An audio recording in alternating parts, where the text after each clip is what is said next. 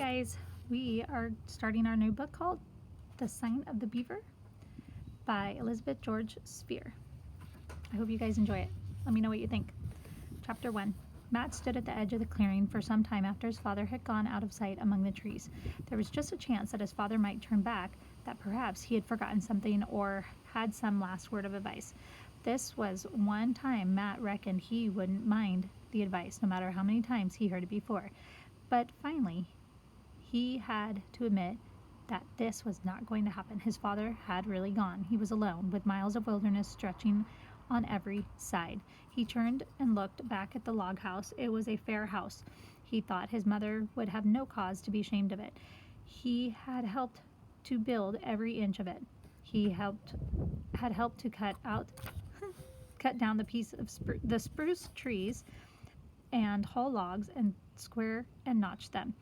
He had stood at one end of every log and raised it, one at the top of the other, fitting the notched ends together as snugly as though they had grown that way. He had climbed the roof to fasten down the cedar splints with long poles and dragged up the pine boughs to cover them. Behind the cabin were mounds of corn he had helped to plant, the green blades already shooting up, and the pumpkin vines just showing between the stumps of trees. If only it were not so quiet. He had been alone before. His father had often gone into the forest to hunt for hours on end.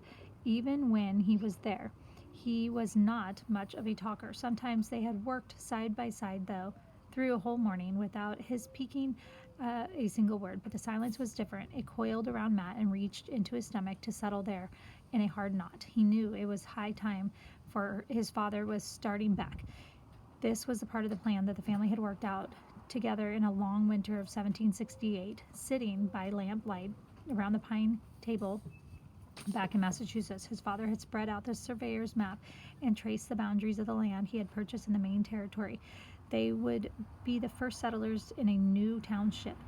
In the spring, when the ice melted, Matt and his father would travel north. They would take passage on a ship to settlement at the mouth of the Penobscot River.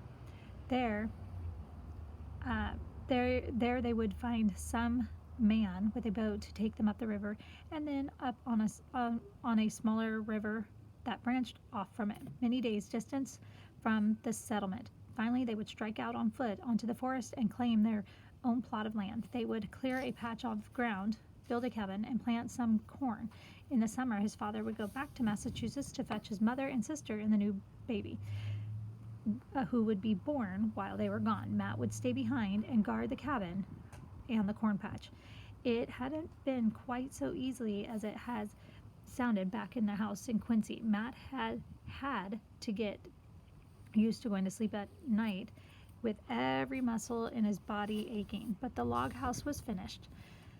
It had only one room. Before winter, they would add a loft for him and his sister to sleep in. Inside, there were shelves along the one wall and a sturdy puncheon table with two stools. One of these days, his father had promised he would cut out a window and fasten oiled paper to let light. Someday, the paper would be replaced by real glass. Against the wall was a chimney of smaller logs, daubed and lined with clay from the creek. This, too, was a temporary structure. Over and over, his father had warned Matt that it wasn't as safe as a stone chimney and that he had to watch out for flying sparks. He needn't fear. After all the work of building his house, Matt wasn't going to let it burn down about his ears. 6 weeks, his father had said that morning, maybe 7. Hard to reckon exactly. When your ma and sister will have slow going, especially with the new little one. You may lose track of weeks, he added. Easy thing to do when you're alone. Might be well to make notches on a stick.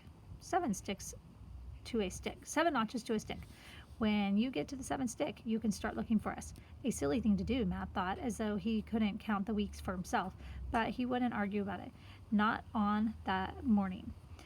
Then his father reached up to chink on the log wall and took down the battered tin box which held his watch and his compass and a few silver coins. He took out the big silver watch.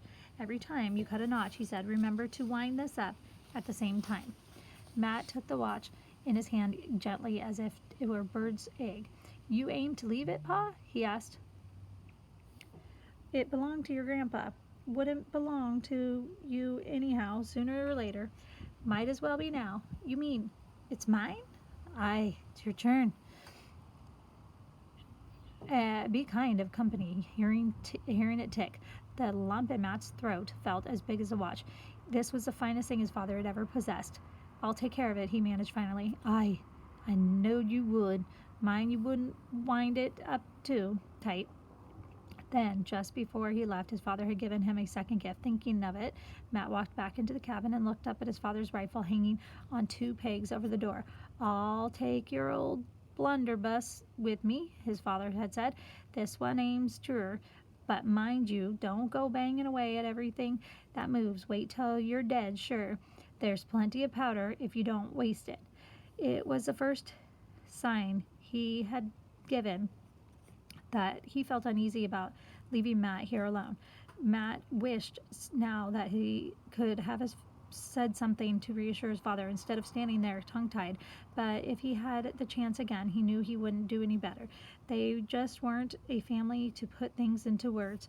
He reached up and took down a rifle. It was lighter than his old matchlock, the one his father had carried away with him in exchange. This was a fine piece, the walnut stock as smooth as shining at his mother's silk dress.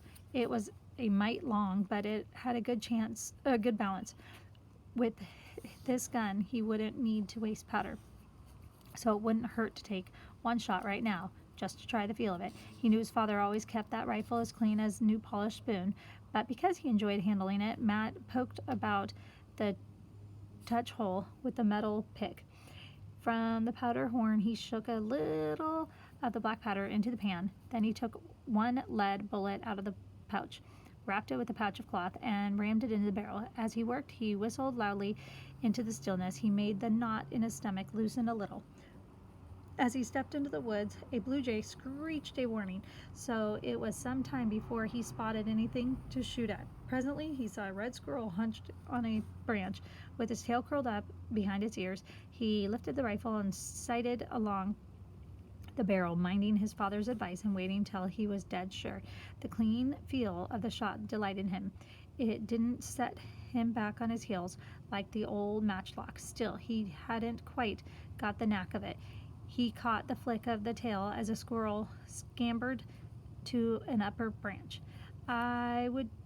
Could do better with my own gun, he thought. This rifle is his father's going to take some getting used to. Ruefully, he trudged back to the cabin. For his noon meal, he sat munching a bit of the Johnny cake his father had baked that morning.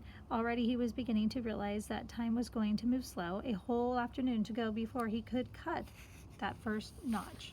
7 sticks. That would be August. He would have a birthday before August. He supposed his father had forgotten that with so many things on his mind. By the time his family had got here, he would be 13 years old.